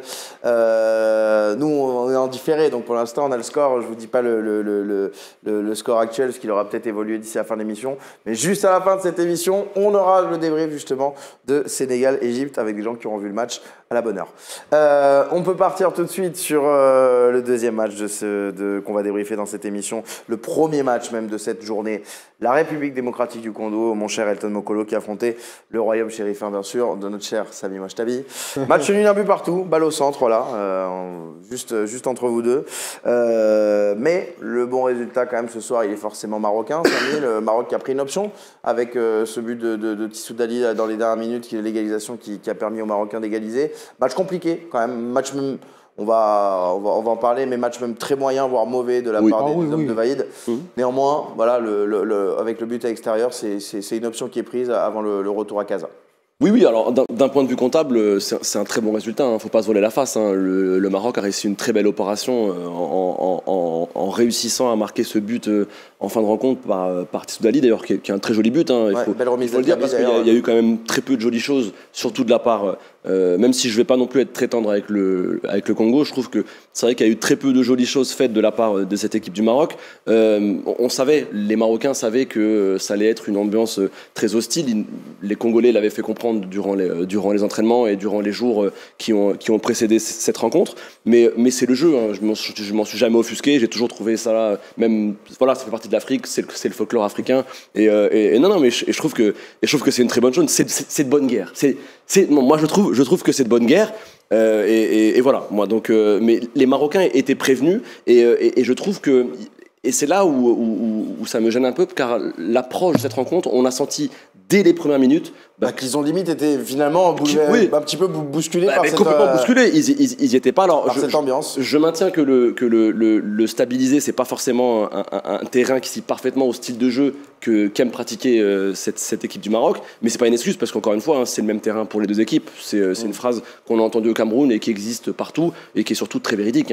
Elle est factuelle. C'est-à-dire que si pour le Maroc c'est compliqué, ça l'est aussi pour les joueurs du Congo, même s'ils sont un petit peu plus habitués à jouer sur leur pelouse. C'est pas forcément un environnement qui facilite. Très peu d'équipes de foot qui sont facilitées par un terrain synthétique. Oui, c'est pas quelque chose qui va faciliter le beau jeu ou autre, mais moi ce que j'ai bien aimé dans l'attitude des joueurs congolais, c'est que eux ont joué un barrage de Coupe du Monde, en tout cas dès les premières minutes de cette rencontre. Et c'est là où je pense que la différence s'est faite, car sur cette première mi-temps, le Maroc est sous l'eau, il n'y a absolument rien à sortir. Sur cette première mi-temps, le Congo est au-dessus, le Congo a plusieurs occasions franches. Suite à leur but, ils auraient pu rentrer à la mi-temps à 2 ou 3-0. Ça n'aurait pas été infamant, ça n'aurait pas été injurieux pour cette équipe du Maroc. Et c'est là où je trouve peut-être qu'à la mi-temps, le discours a peut-être été trouvé de la part de Vaïd, car sur la seconde période, on a une équipe de Maroc déjà qui essaie un peu plus de poser la balle, un milieu qui se découvre, parce qu'en première mi-temps, il n'existe pas. On sait que le choix de Vaïd de mettre Sami Maïé était un choix délibéré. Il nous l'avait expliqué déjà contre le Ghana en match d'ouverture de la CAN. C'est un choix, mettre, on va dire, un troisième stopper qui en offensive peut jouer sentinelle et en phase défensive peut jouer troisième stopper pour essayer de prendre les ballons aériens. Aujourd'hui, ça a beaucoup moins marché que face au Ghana, puisque le Maroc a été sous l'eau quasiment pendant 70 minutes. Mais on a sorti quand même en seconde période. Alors, est-ce que c'était peut-être, je ne sais pas si c'était la poursuite du score qui a transcendé ces joueurs marocains, mais on a senti quand même le Muntahab un petit peu plus concerné et un petit peu plus concentré sur cette seconde période. Et ils ont quand même réussi à obtenir un résultat nul quand même plutôt salvateur. Prestation en demi-teinte, vraiment, Bilal, pour les Marocains cet après-midi. On n'a pas vu une équipe qui était favorite de son barrage sur la pelouse. Parce que l'accent de Sami Mouchtabi est parfait, est magnifique. Et j'aime bien l'entendre parler. Effectivement, prestation en demi-teinte. Moi, je confirme et je signe. Évidemment, on a eu le même ressenti sur l'approche de la rencontre. Moi, je l'ai trouvée assez craintive, voire trop défensive, ce qui est assez paradoxal parce qu'on avait constaté à la CAN que le Maroc disposait plutôt d'une bonne assise défensive et au contraire avait quand même quelques difficultés devant quand il ne pouvait pas compter sur Boufal qui était absent aujourd'hui, qui n'était pas titulaire, et Achraf Hakimi qui rentre très tard, et Achraf Hakimi qui aujourd'hui était un peu plus muselé qu'à l'accoutumée. Quand tu n'as pas ces deux-là, c'est très difficile pour le Maroc de se procurer des occasions. Et voir Vaïd Halilhodžić renforcer un secteur de jeu qui était déjà plutôt source de satisfaction pour déshabiller l'attaque qui, elle, a souvent été source de problématiques. Moi, j'ai trouvé ça très surprenant. On a eu le retour de Ryan Mahé, qui a été un joueur combatif, qui s'est bien battu, mais qui rate quand même un momentum qui aurait pu coûter très cher au Maroc. Plus d'image, plus de soi. Voilà, on appelle ça la bourraque. Il n'a pas eu de chance parce qu'il rate une belle occasion de la tête aussi. C'est ça, et c'est compliqué parce qu'à ce moment-là, effectivement, on se dit qu'un peu à l'image du match suivant, à l'extérieur, les équipes qui viennent pour exploser en contre n'ont pas beaucoup finalement de situations à négocier, et le peu qu'elles aient, il faut les mettre dedans. Et là, on avait le sentiment que le Maroc était un peu passé à côté de sa chance, et on l'a dit, la fin de match, elle a quand même, grâce à des changements certes tardifs mais payants, elle a permis au Maroc de montrer un visage beaucoup plus conquérant, un visage beaucoup plus positif. Et ce but-là de Tissou Dali, il est très bien exécuté déjà dans la manière de frapper. Et puis l'action collective, elle correspond beaucoup plus à ce que le Maroc a montré ces dernières semaines et ces derniers mois. Quand je dis que le Maroc a eu parfois des difficultés à finir, c'est pas une critique, c'est-à-dire qu'ils ont souvent montré l'image d'une équipe forteresse derrière et qui devant était capable de maximiser certaines occasions. Mais là aujourd'hui, non, Vaïd a clairement déshabillé le secteur offensif, il a mis du temps avant de rectifier le tir. Tant mieux pour le Maroc, tant mieux pour lui, ils ressortent quand même avec un résultat ultra positif par rapport à la physionomie du match, parce que Samy le rappelait très justement, au-delà évidemment du niveau du Congo qui n'était pas non plus exceptionnel, le Congo a eu aussi le mérite de se créer des occasions de but très franches à des moments du match très importants. Je pense notamment au milieu de première période, je pense notamment en début de seconde période, à des moments où... Et sur l'action de l'égalisation. Voilà, et à un moment où un but peut te couper les jambes. Donc le Maroc est passé pas très loin d'une situation très compromettante parce qu'à 2-0 à l'extérieur, on a beau avoir la ferveur de Casablanca derrière, c'est pas forcément la même histoire et c'est une mission assez compliquée. Donc tant mieux pour Vaïd, tant mieux pour le Maroc, mais attention à Casablanca parce que les Léopards du Congo ont quand même montré qu'ils étaient capables, à défaut de produire un jeu très chatoyant, étaient capables de jouer leur jeu à fond, jouer leur va-tout. Ils n'ont rien à perdre et on l'a vu à la CAN comme en éliminatoire de Coupe du Monde à quel point les équipes qui ont rien à perdre peuvent poser des problèmes. Et c'est justement... au Maroc d'arriver à Casablanca avec un visage qui est celui qu'elle a l'habitude d'avoir à domicile, c'est-à-dire un visage d'une équipe qui déroule et qui ne laisse pas respirer son adversaire. Et c'est justement ces équipes-là qui ont posé problème au Maroc, notamment à la CAN. C'est ce qu'on constate, Elton, finalement, en regardant cette équipe, notamment sur la Coupe d'Afrique. On sent qu'avec Vaïd, il y a quand même des préceptes de jeu qui sont assez minimalistes sans lui manquer de respect. Et on est toujours sur le principal souci, qui est le secteur offensif, qui avait été plutôt performant en éliminatoire, statistiquement parlant, parce qu'il y avait eu des buts. Mais c'est vrai qu'on avait décelé certaines limites qui se sont révélées à la CAN. Et on les a encore vus ce soir. Il faut que tu fasses rentrer 4-5 attaquants pour en avoir un décisif. On ne rappelle pas le match du Comore, on ne rappelle pas le match du Ghana. Il y a quand même beaucoup d'incertitudes dans ce secteur-là côté marocain. Mais là, pour le coup, je vais faire un pas de côté par rapport au secteur offensif marocain, dans la mesure où le secteur offensif marocain est tributaire de ce qui se passe en amont. À savoir que pour moi... D'où l'idée de lier les deux débats. Oui, tout ce qui commence mal ne peut pas bien finir. C'est-à-dire que dès les premières passes, le Maroc n'était pas en mesure de créer des séquences qui allaient faire reculer la République démocratique du Congo. La République démocratique du Congo, c'est bien simple. Hector Cooper, on le connaît depuis 20 ans. Valence, Égypte, etc., etc. 4-4-2. Du côté de la République démocratique du Congo, il y avait la volonté de ne pas se faire éliminer sur les passes marocaines. Et moi, je m'attendais à ce que le Maroc produise des séquences qui feraient en sorte que, au bout d'un moment, la République démocratique du Congo et ses joueurs seraient amenés justement à se découvrir justement pour aller récupérer le ballon. À partir du moment où le Maroc ne produisait pas ces séquences, on était réduit à balancer des longs ballons vers des séries qui ne gardaient pas un ballon, et qui étaient dans la difficulté. C'est des situations qui sont beaucoup plus lisibles pour Loïc Damak, c'est des situations qui sont beaucoup plus lisibles pour MMA. Et donc, par rapport à ça, on a vu que le secteur offensif est en souffrance précisément parce que, à la différence de la CAN, où tout n'est pas à jeter encore une fois du côté du Maroc lors de cette CAN, il y avait des repères offensifs qui étaient bien définis, à savoir que tu avais un secteur gauche qui était incarné par l'animation d'un Bouffal, qui était très important, et de l'autre côté, tu avais un Hakimi.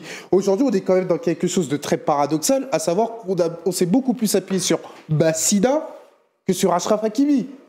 Alors qu'on pourrait raisonnablement penser qu'à partir du moment où Hakimi est dans le top 3 des meilleurs joueurs marocains, si c'était le meilleur, et ben tu vas trouver des contextes pour justement le mettre en avant. On est davantage passé sur le côté gauche et ça a joué contre toi. Donc du côté du Maroc, on a été imprécis. Footballistiquement, on a été imprécis. Techniquement, tu as même une capsule qui est passée sur les réseaux et ça démontre bien que, encore plus avec Amrabat qui a été isolé notamment par le travail de Bakambu, on avait une équipe qui, en termes d'interprétation de jeu, en termes d'exécution de jeu, est en difficulté sur la grande partie du match. T'as le sentiment aussi, Samy, que cette équipe-là a vraiment du mal à avoir un petit peu la tête vers l'avant Après, moi, je pense aussi que les choix... T'as pas aimé la question?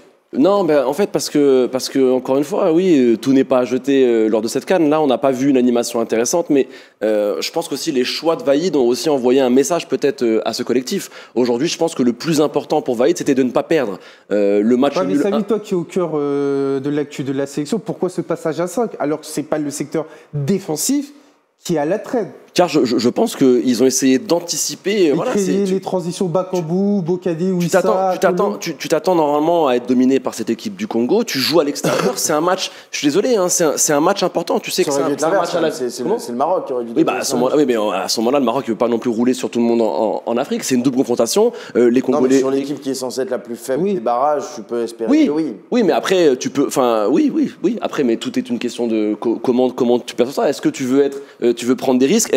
Est-ce que justement de repartir avec une défense à 4 et une équipe plus offensive, ça n'aurait pas justement permis à cette équipe du Congo qui a eu quand même une assise sur cette première... Imaginez un Maroc à 4 avec des joueurs un peu plus offensifs et le même Congo en première période, ça peut faire popcorn, ça peut faire... Tu peux arriver à la mi-temps à 3-0.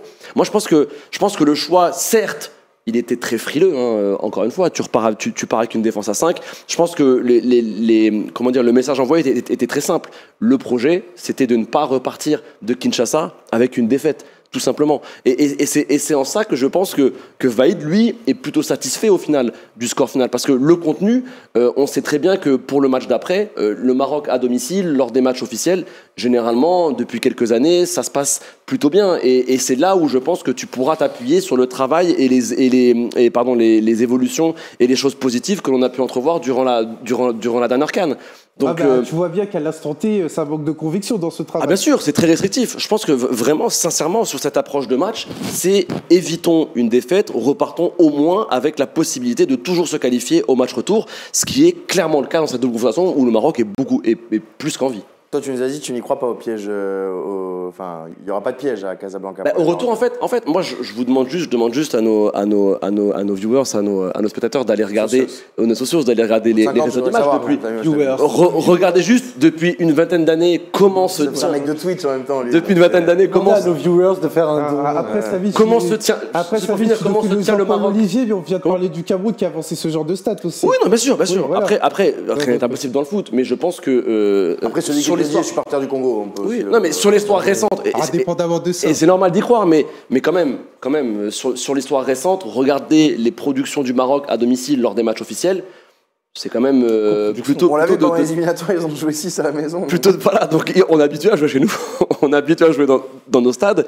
Et je pense que, voilà, il y a aussi le côté, tu joues à domicile, tu auras quand même une grosse pression populaire aussi qui va pousser le Maroc. Le Maroc, quand il joue à Casablanca, généralement, le public fait son rôle de 12e homme, même si, encore une fois, tout est possible dans le football. Mais on savait très bien, lors de cette double confrontation, que la chance des Congolais, c'était quand même le stade des Martyrs. On nous l'a répété, on nous l'a dit, c'était, attention, la différence, elle aurait dû être faite, en tout cas par le Congo, à domicile. Ne venez pas réécrire l'histoire à me dire, attention, maintenant, le Congo peut aller gagner à Casablanca. Non, mais c'est vrai. C'est-à-dire que partout suffit, le piège, en tout cas, le projet, le piège, c'était quand même de faire tomber cette équipe du Maroc au stade du Martyr, ce que n'a pas réussi à faire le Congo ce soir. Justement, le Congo, on en parle sur cette double confrontation, parce que c'est vrai qu'autant le premier match, on a dit, il y a une équipe qui a pris un bel avantage avec victoire extérieure, autant là, même si il y a avantage pour le Maroc, l'option but à l'extérieur aussi, mais il y a match nul. Donc, le suspense est total. Et on a hâte d'être à mardi pour faire le deuxième débrief de cette rencontre. Le Congo, alors, j'ai envie de dire, Elton, on est obligé, finalement, on prend les derniers mots de Samy, et j'ai envie d'entendre ta réaction. On est déçus, forcément, ce soir, côté congolais, parce qu'il y avait vraiment la possibilité d'aller mettre ce deuxième but, avant même l'égalisation marocaine, il y avait même la possibilité d'être un peu plus solide, d'arriver à tenir cette victoire. En fait, ce soir, finalement, on a vu un beau visage du Congo, mais qui est terni par le résultat qui est défavorable pour eux. On a vu un visage acceptable. Le point positif pour la République démocratique du Congo, c'est que par rapport à ce qui était annoncé, tu as réduit l'écart avec le Maroc sur le terrain, alors que sur le papier, on parlait d'affiches déséquilibrées. Le point négatif, c'est inévitablement le résultat. À savoir que non seulement tu as un partout, mais tu as eu des occasions d'accroître ton avance. Alors que tu avais un secteur offensif qui, pour le coup, était là pour ça, et un secteur offensif qui, pour moi, a été défaillant.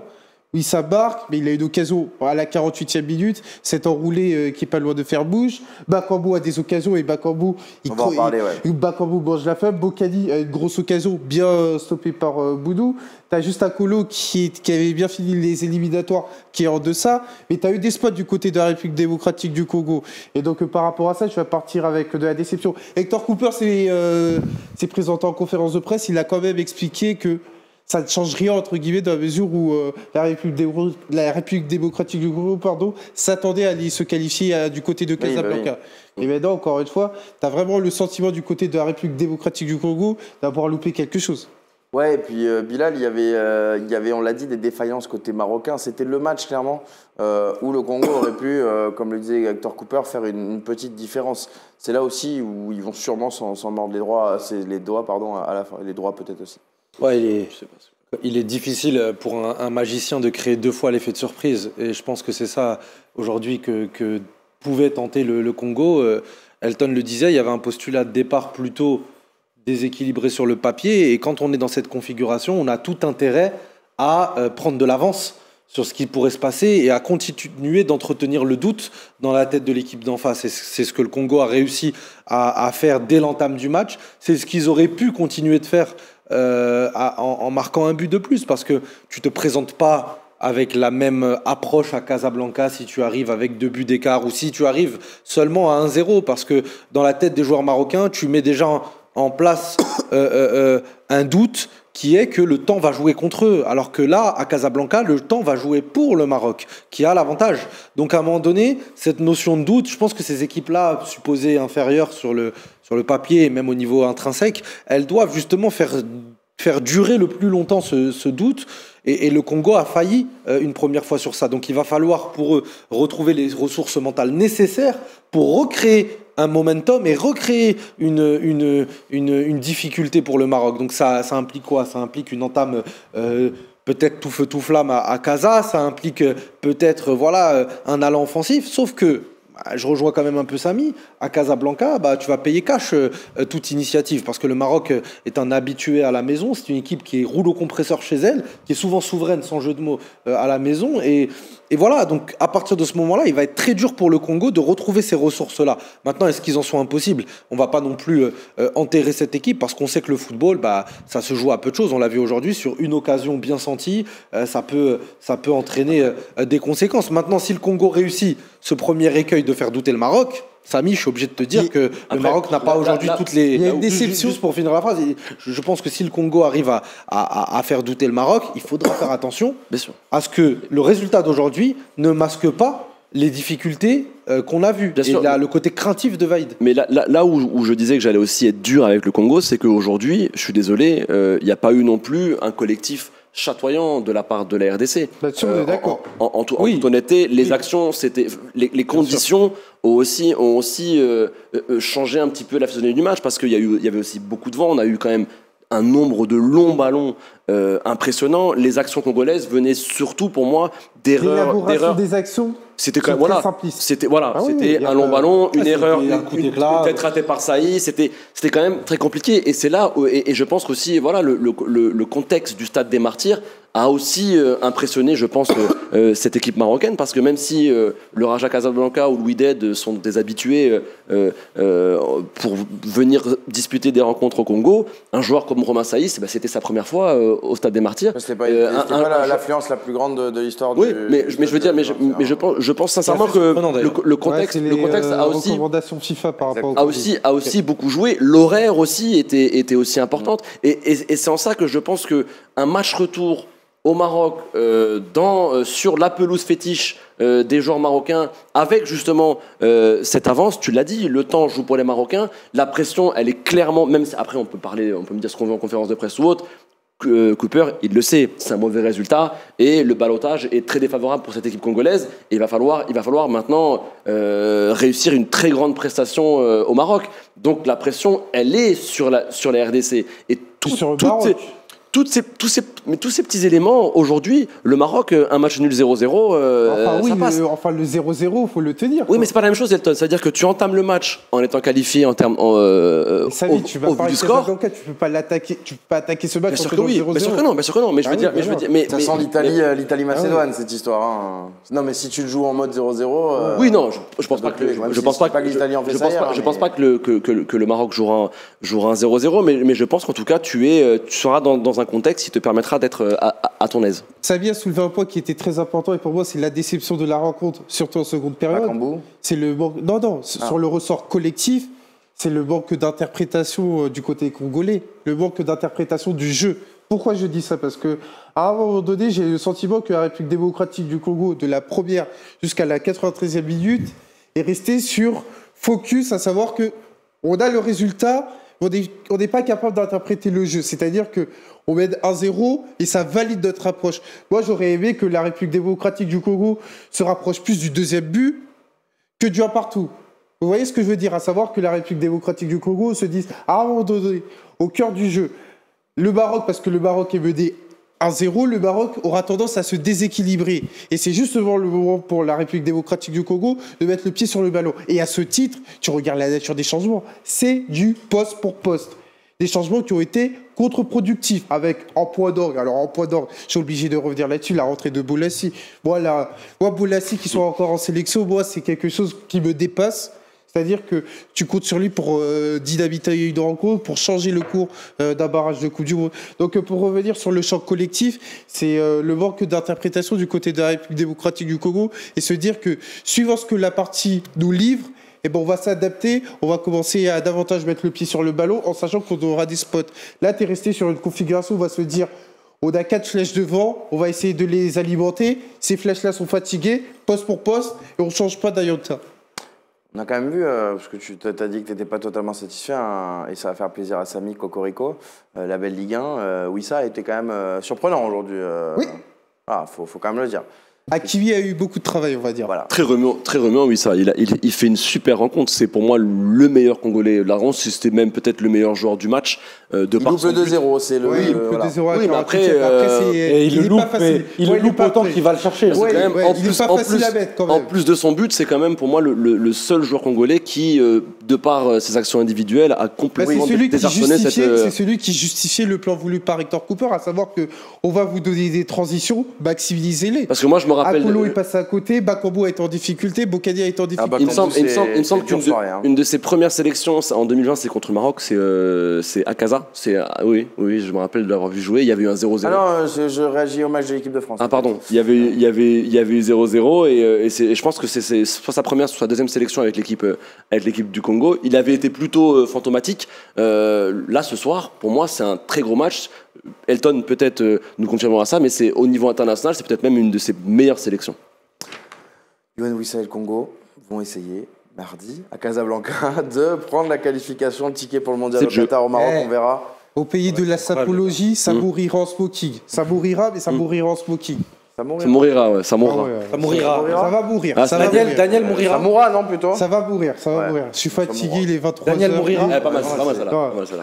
Steven mourira. Ça aurait été parfait pour Big. Il a pas. Ça aurait été. Si, non, mais j'ai bien aimé. Non, moi j'aime surenchérir sur la vanne. Ouais, Daniel mourira. Non, mais cette capsule, elle aurait été parfaite pour Big, à savoir ça mourira. Ça mourira, ouais. Ça mourira. C'est dommage, il est à Dubaï. Exactement. Donc, tu peux lui envoyer en capsule, il te la fera si tu veux. Non, ça va, on va quand même éviter. On va pas se tirer une balle dans le pied.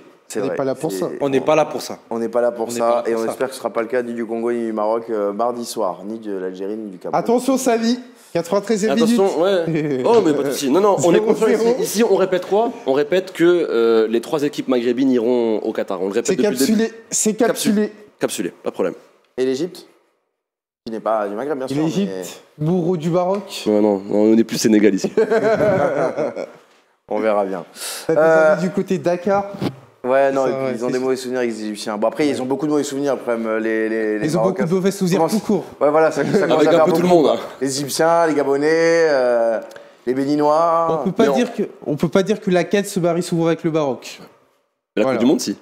Ouais, les Iraniens de salut, d'ailleurs. Ouais, j'aime bien ça. Voilà. En plus, d'ailleurs, le public de Casa, un des plus beaux publics. Ce serait beau. D'Afrique. Ouais. Même s'ils ont quand même la réputation d'être un peu un public clubiste, mais je pense qu'ils vont montrer. Ça va être. Ils sont souvent privés de. Les gens le savent peut-être pas, mais ils sont souvent privés d'équipe nationale. Oui, c'est vrai. Casa. C'est vrai que Marrakech a été très, a été privilégié ces dernières années. Même le stade de Rabat aussi a été privilégié. Là, c'est un vrai choix populaire pour avoir vraiment le maximum. Franchement, faites un tour, les socios qui sont pas marocains ou maghrébins, moi je suis pas marocain, mais faites un tour. C'est tout comme. Ouais, évidemment, mais faites un tour. Regarde, la dernière fois que tu as voulu faire un message de paix, tu t'es pris une sauce sur les réseaux. C'est vrai. Il a pris une résolution de l'ONU dans la figure. Non, mais faites un tour sur Internet, regardez un peu l'ambiance du public, notamment du Raja Casablanca, c'est énorme. Donc voilà, ça fait un beau teasing. C'est pas le monsieur à côté qui te dira. D'ailleurs, Samy, Raja ou Widad? Raja. D'ailleurs, quand j'étais au Qatar, je suis allé voir Raja Al-Ali en Super Coupe d'Afrique. Il nous a porté la vie. Pour Samy Mojtabi, non, j'étais avec le public Rajaoui. Malheureusement, ça n'a pas souri. Mais voilà, je l'ai fait pour toi, Samy. Je t'aime. Voilà. À Chakaza, là, si ça perd sa vie, t'es mort. Hein. Non, ça gagne. C'est l'histoire. C'est ta ville, tu nous le dis tous les jours. On est serein ici. Ouais. Et si c'est un gars du Widad qui marque le but de la victoire? On le célébrera. alors ça, je l'attends. Par contre, ça serait capsulé. Par contre, tu sais que, parce qu'on l'a dit, c'est enregistré, c'est en première. Ouais. Oh, j'ai hâte de voir les retours sur la miniature. C'est vrai? Sur le titre, ouais. Parce que je peux le dire, j'ai poussé un petit peu et je suis fier de moi. Vraiment fier. Voilà. Rien que ça. Petit auto-suçage. À la fois, ça Autopromo.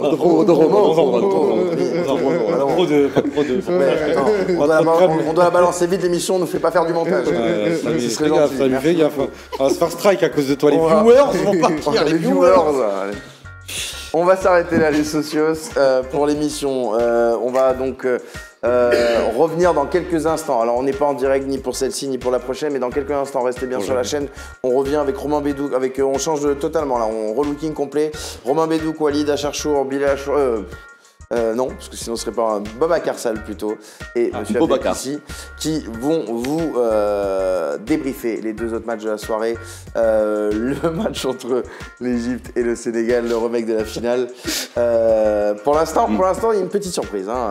Le match est loin d'être terminé chez nous, mais pour l'instant, il y a une petite surprise. C'est à domicile. Et bien sûr, on parlera de Tunisie-Mali aussi là, match pour le coup qui s'est terminé cet après-midi, victoire 1-0 de la Tunisie dans un match où le Mali a joué beaucoup de malchance et parfois d'injustice, on peut le dire. On va s'arrêter là. Qu'est-ce qu'il y a, les amis? Il a dit babarrage. Babarage, pas mal. Babarage Sall. Ah, d'accord. Ok, très bien. Bon, on va pas vous confier de miniature non plus. La balle en mais c'est. On a quand même connu mieux. Ouais, franchement, c'est pas génial. Ok, Steven Moira, pardon. Il a dit quoi, lui? Parce que j'ai dit Steven Mourira, voilà, il a voulu me renvoyer dans la tête. Alors c'était une très bonne vanne, d'ailleurs, au passage. Mais je m'étais un petit peu inspiré de. Ouais, beaucoup même. Voilà, de Daniel, quoi. On va s'arrêter là. Donc, merci les socios déjà d'avoir été avec nous. Je vous rappelle, donc vous restez bien sur la chaîne parce qu'on reste quand même avec vous, on va débriefer les autres matchs. Juste avant de partir, vous pouvez quand même mettre un petit like sur la vidéo, un petit pouce bleu, c'est très important. Je voulais pas rappeler de l'émission. Je suis perturbé quand il n'y a pas le direct, quand j'ai pas les socios.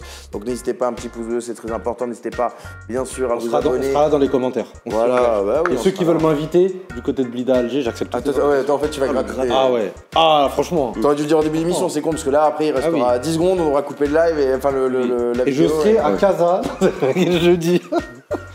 Pourquoi pas. Si vous voulez m'inviter. Si vous voulez m'inviter du côté de Kinshasa le dimanche. Là, ça fait un périple quand même. Parce que, vendredi, il faut que ce soit revenu, il y a émission de tirage, hein, donc ça va aller vite. Ça va être fou. Merci donc les socios d'avoir été avec nous. Merci à ceux qui ont préparé l'émission. Fares Hachem, bien sûr, Maxence Zono, Abdelkissi, Grégoire, Alain, notre ami Inès Koudourli, bien évidemment, et Anas Bakar, voilà, Babacar, ça non, c'est bon. Ouais. Un grand merci à la réalisation à Barnabé Deveau qui a réalisé cette émission et Edgar Michel Tanguy qui était votre relais sur les réseaux sociaux. Restez bien donc avec nous dans quelques instants, le débrief des autres barrages des éliminatoires de la Coupe du Monde. Je vais prendre mon temps parce que ça me demande de me presser. Mais toi tu vois le match en plus. Non mais lui il voit les matchs en plus, ce chacal. C'est vrai qu'on nous avait promis une fin d'émission. Ce chacal, je ne te permets pas, monsieur. Ce chacal. Ils auraient pu nous le mettre quand même en... Ouais, c'est vrai que franchement ils sont dégueulasses. Ouais. Je comprends pas. Franchement, aucune... voilà, vraiment, c'est ça n'est pas sympathique. Merci à tous les trois en tout cas. Merci. Allez, on se retrouve dans le PLB5 dans quelques instants pour parler du Sénégal, de la Tunisie, du Mali et de l'Égypte. A tout de suite, restez branchés. Ciao. Ciao.